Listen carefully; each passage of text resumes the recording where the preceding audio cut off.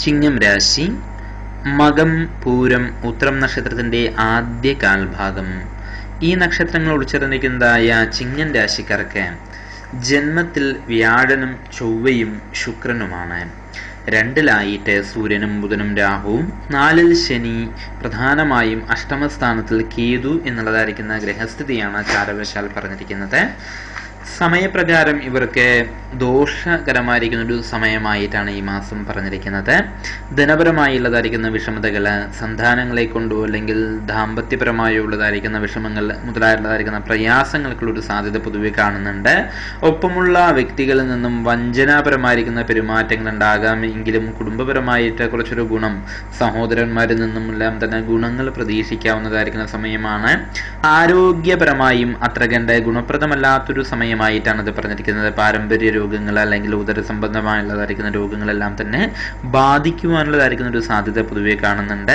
പൊതുവെ കണ്ടകശന സമയവും ജന്മവ്യാഴ സമയവും മൊത്തത്തിലൊരു സമയദോഷത്തിന്റെ ഒരു കാലഘട്ടമായതുകൊണ്ട് തന്നെ എല്ലാത്തരം മത്സരങ്ങളിൽ നിന്നും പിൻവാങ്ങിയിട്ട് ഒറ്റപ്പെട്ടൊരു ജീവിതം നയിക്കാനുള്ള ഒരു പ്രവണത പൊതുവെ കാണപ്പെടും.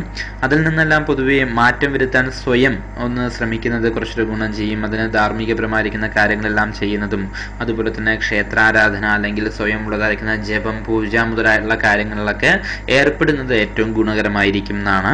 വീട്ടമ്മമാർക്കും സർക്കാർ ജീവനക്കാർക്കും എല്ലാം തന്നെ പ്രതികൂലമായിരിക്കുന്ന ഒരു കാലഘട്ടമായിട്ടാണ് പറഞ്ഞിരിക്കുന്നത്. ദൂരസ്ഥലങ്ങളിൽ നിന്നുള്ളതായിരിക്കുന്ന ബന്ധുക്കളുടെ സമാഗമം ഉണ്ടാകാൻ ഒരു സാധ്യത പൊതുവെ ഗുണകരമായിട്ട് പറയുന്നുണ്ട്.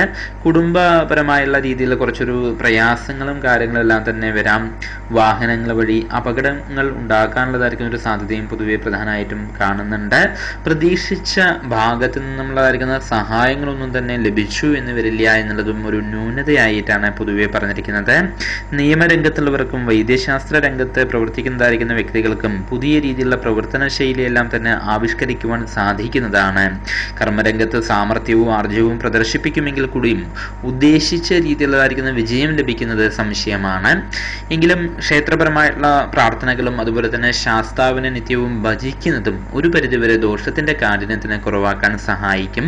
ശനിവാര വ്രതം അനുഷ്ഠിക്കുന്നതും ശാസ്താക്ഷേത്രത്തിൽ നീരാജനം മുതലായുള്ള വഴിപാടുകൾ നടത്തി പ്രാർത്ഥിച്ചു വരുന്നതും ദോഷഫലത്തിനെ കുറയ്ക്കുന്നതാണ്. ചിങ്ങം രാശി മകം,